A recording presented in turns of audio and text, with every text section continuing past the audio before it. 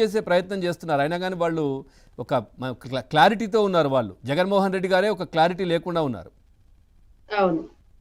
ప్యానెల్లో ఉన్న సభ్యులకి, ఏబిఎన్ ఆంధ్రజ్యోతి ప్రేక్షకులకి సారీ అండి, పవన్ గారు గుడ్ ఆఫ్టర్నూన్ అండి. నమస్తే. అంటే ఇక్కడ ఒకటండి, వీళ్ళు వెన్నతో పెట్టిన విద్య అన్నట్లుగా వైఎస్ఆర్సీపీ పార్టీ వాళ్ళకి ఫస్ట్ నుంచి కూడా, ఇప్పుడు కాదు, మనం చూసాం గతంలో నారా చంద్రబాబు నాయుడు గారి గురించి నారాసుర రక్త చరిత్ర అన్నప్పుడు ప్రజలను ఎలా నమ్మించే ప్రయత్నం చేశారని గాని, ఆ తర్వాత ఎన్ని అబద్ధాలు చెప్పారు, నవరత్నాలంటూ నవ మోసాలు చేశారు. ఒకటి కాదు, రెండు కాదు. ఈ రోజున అదే విధంగా మేము ఏది చెప్పినా నమ్ముతారు, మనం అబద్ధాలు చెప్తే ఇంకా ఈజీగా నమ్మేస్తారు. దాని గురించి మనం పెద్దగా ప్రూవ్ చేసుకోవాల్సిన పని లేదు. వాళ్ళు సవాల్ విసిరినా కూడా అసలు మనం పట్టించుకోవాల్సిన పని లేదు. వాటి గురించి అసలు తీసుకోవాల్సిన అవసరమే లేదు, ఎందుకంటే వాళ్ళు చెప్పేది అబద్ధాలు కాబట్టి. ఈ రోజున ఆ నారా లోకేష్ గారు చేసిన ట్వీట్ చూస్తే ఆ టైం చూసుకుంటూ ఇంకా రాలేదేంటి అన్నట్లుగా మిస్టర్ బీంది తను పెట్టారు. వీళ్ళకి నిజంగా చెప్పాలంటే బాలయ్యబాబు డైలాగ్ లాగా any time any place any doubt. Time నువ్వు చెప్పినా సరే, నన్ను చెప్పమన్నా సరే, ప్లేస్ మీరు చెప్పినా సరే, నన్ను చెప్పమన్నా సరే అన్నట్లుగా నారా లోకేష్ గారు పవర్ఫుల్ గా ఒక సవాల్ విసిరారు. మరి తీసుకుంటారా అంటే వాళ్ళు తీసుకునే రకం కాదు. వియ్యానికైనా కయ్యానికైనా సమవుజ్జి ఉండాలని వీళ్ళు అసభ్యకరమైన ప్రవర్తన కానివ్వండి, వీళ్ళు అసభ్యకరమైన మాటలు కానివ్వండి, ఇక్కడ సభ్య సమాజం తలదించుకునే విధంగా గతంలో ముఖ్యమంత్రిగా చేశారా ఈ వ్యక్తి?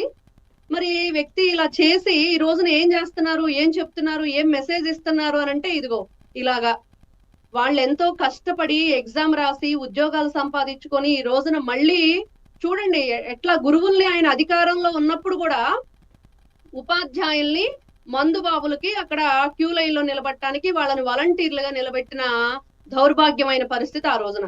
ఈ రోజున అధికారం కోల్పోయి మీరు చేసిన పనులకి ప్రజలు పక్కన పడేస్తే 11 ఇచ్చి ఈ రోజుకి కూడా మరి ఉపాధ్యాయుల్ని ఇంత అగౌరవపరుస్తూ, మనం ఎంతో గురువు మనకి దారి చూపిస్తాడు, చీకటిని తొలగించి వెలుగుని ఇస్తాడు అంటే 10th క్లాస్ లో పేపర్లు కొట్టేసిన వాళ్ళకి ఆ విలువ తెలియదు. గురువుల మీద ఆయన కోపం పెంచుకున్నాడు, గురువులంటే ఆయనకి ఇష్టం ఉండదు, బాగా చదువుకున్నాడు అంటే అసలే ఇష్టం ఉండదు అని చెప్పేసి ప్రజల మాటల్ని నిజం చేస్తూ ఈ రోజున కనిపిస్తున్నాడు వైఎస్ జగన్.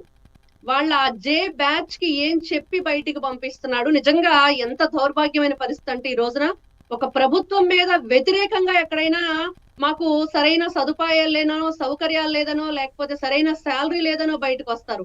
కానీ ఇక్కడ చూస్తున్నాం ఈ రోజున ఉపాధ్యాయులు ప్రతిపక్ష హోదా కూడా లేని వ్యక్తుల కోసం బయటకు వచ్చేసి మమ్మల్ని అగౌరవపరుస్తున్నారు, దయచేసి ఈ కార్యక్రమాలని విరమించండి అని చెప్పి ఫస్ట్ టైం బయటకు రావటం జరిగింది. ఏం చెప్పాలండి వీళ్ళకి? ఇంకా రాష్ట్రంలో ఏ సమస్యలు లేవా? ఈ రోజున వాళ్ళు అక్కడికి రారండి, అసెంబ్లీకి రారు.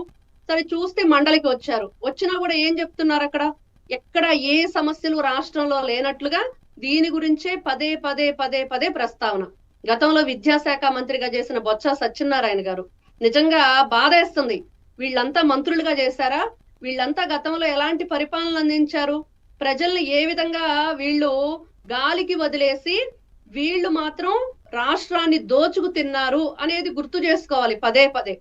మరి వీళ్ళు కూడా ఈ రోజున డిఎస్సికి ఫుల్ ఫామ్ తెలియని వాళ్ళు, డిఎస్సి అంటే ఏంటో, ఎలా రాస్తారు, ఆ ఎగ్జామ్ ఎలా కండక్ట్ చేస్తారు, కంప్యూటర్ బేస్డ్ టెస్ట్ అని కూడా తెలియకుండా, ఎవరెవరికి ఎలా దాంట్లో క్వశ్చన్స్ వస్తాయి అది కూడా తెలియకుండా వీళ్ళు ఏ విధంగా బయటకు వచ్చేసి, అంటే ఒరిస్సా నుంచి కూలీలను తెప్పించి మరి 90 ఏళ్ల వాళ్ళు 80 ఏళ్ల వాళ్ళు కూడా జెన్జీ అని చెప్తూ వీళ్ళు వేదికల మీద తీసుకొచ్చి, అంటే కొంచెం కూడా అండి సిగ్గు అనిపించదా? అరే ఈ రోజున ప్రతి ఒక్కరు మమ్మల్ని క్వశ్చన్ చేస్తున్నారు, ఇలా అడుగుతున్నారు, మనం చేసే తప్పు అని ఎవరు వస్తున్నారు కదా, ఉద్యోగాలు వచ్చిన వాళ్ళు రాని వాళ్ళు వాళ్ళే వచ్చి మాట్లాడుతున్నారు కదా, ఇంకా వీళ్ళకి డౌట్ ఏంటి? అసలు వాళ్ళే అంత క్లారిటీతో ఉన్నారు. ఈ రోజున టీచర్లకి ఈ రోజున వాళ్లే బయటకు వచ్చి మేము ఈ విధంగా సంపాదించుకున్నాం, 15 లక్షలు కాదు 15 రూపాయలకి 3 పూట్ల అన్నా క్యాంటీన్ లో భోజనం చేసిన కథలు కూడా ఈ రోజున మనం విన్నాం.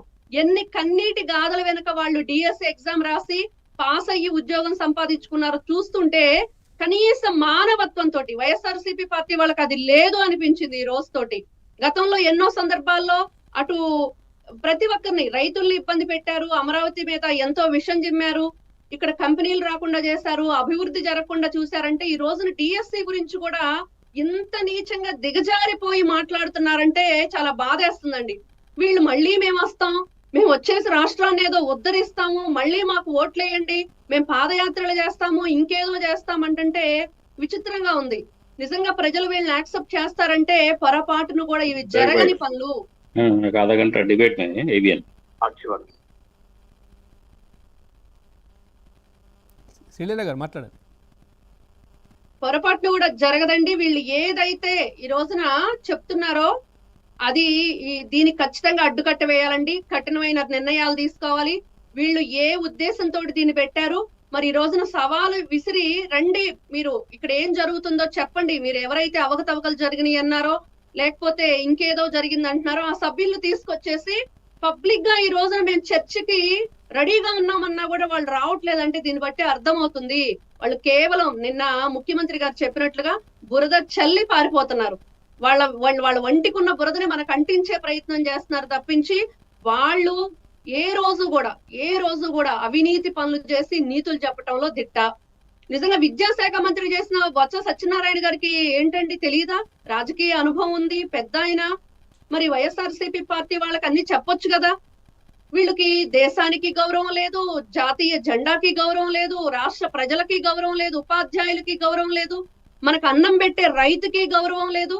వైఎస్ఆర్సీపీ పార్టీ అంటేనే దొంగల పార్టీ అని, దోపిడీదారుల పార్టీ అని, రాష్ట్రాన్ని నాశనం చేసే పార్టీ అని, గొడ్డలి పార్టీ అని రోజున ప్రతి ఒక్కరూ అడుగుతున్నా కూడా వాళ్ళకి కొంచెం అంటే కొంచెం కూడా చీమ గుట్టినట్టు కూడా లేదు, నిమ్మకి నీరెత్తినట్లు ఉన్నారు. Right, okay. వస్తే తాడేపల్లి ప్యాలెస్ కి వస్తారు జగన్ గారు, లేదా యలహంక ప్యాలెస్ కి వెళ్తారు. రైట్. వీళ్ళు సభ్య సమాజం తలదించుకునే విధంగా వీళ్ళ ప్రవర్తన ఏం మెసేజ్ ఇద్దాం అనుకుంటున్నారు?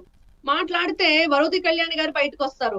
ఆవిడ ఎందుకు వచ్చి మాట్లాడతారు? దాని వెనుకున్న కారణాలు ఏంటంటే ఆ జగన్ గారి దృష్టిలో పడాలని. లేకపోతే నిన్న రోజా గారు వచ్చేసి ఏదో మాట్లాడుతున్నారు, నారా చంద్రబాబు నాయుడు గారు మహిళలకి క్షమాపణ చెప్పాలని. ఎందుకు చెప్పాలండి నారా చంద్రబాబు నాయుడు గారు? వీళ్ళు ఎవరికి అవసరం, ఏం అవసరం రాష్ట్రంలో, ఏం చెయ్యాలి, ఈ రోజున పాడి పంటలేంటి, ప్రజలేంటి, రైతులు ఏ విధంగా ఇబ్బంది పడుతున్నారు, వాళ్ళకి ఏ విధంగా మనం సాల్వ్ చేయాలనేది మర్చిపోయి, విద్యారంగంలో ఇంకా ఎలాంటి మెళకువలు మనం తీసుకురావాలనేది మర్చిపోయి, ఏ విధంగా రాష్ట్రాన్ని అభివృద్ధి చేసుకోవాలనేది మర్చిపోయి, అసెంబ్లీకి రాకుండా 11 మంది, ఈ రోజున మెజార్టీ ఎక్కువ ఉందని చెప్పేసి వీళ్ళు మండలికి వచ్చి ఇలా మాట్లాడటం అనేది చాలా దురదృష్టకరమైన సంఘటన. ఇవన్నీ కూడా పదే పదే వీళ్ళకి ఎన్నిసార్లు మనం ఈ విధంగా మీరు మాట్లాడుతున్నారు. సరే, మేమందరం కూడా ఎన్నో సందర్భాల్లో అడిగాం. ఈ రోజున ఒక మహిళగా నేను ఎన్నో సందర్భాల్లో వాళ్ళందరినీ అడిగిన పరిస్థితి. వరుది కళ్యాణి గారిని కానివ్వండి, రజనీ గారిని కానివ్వండి, రోజా గారిని కానివ్వండి, శ్యామల గారిని కానివ్వండి, ఏమ్మా మీకు ఇవన్నీ కూడా ఎన్నో సార్లు మనం చెప్పాం. బయటకు వచ్చి మీరు ఈ విధంగా మాట్లాడటానికి మేము సమాధానం చెప్పడానికి రెడీగా ఉన్నామని, అయినా కూడా వాళ్ళు ఏ రోజు కూడా రెస్పాండ్ అవ్వరు. సార్ బాజీ గారు నమస్కారం. నమస్కారం పవన్ గారు, చెప్పండి సార్. అంటే చూస్తున్నారు, జగన్మోహన్ రెడ్డి గారు అధికారం కోల్పోయిన తర్వాత నెల రోజుల నుంచే చాలా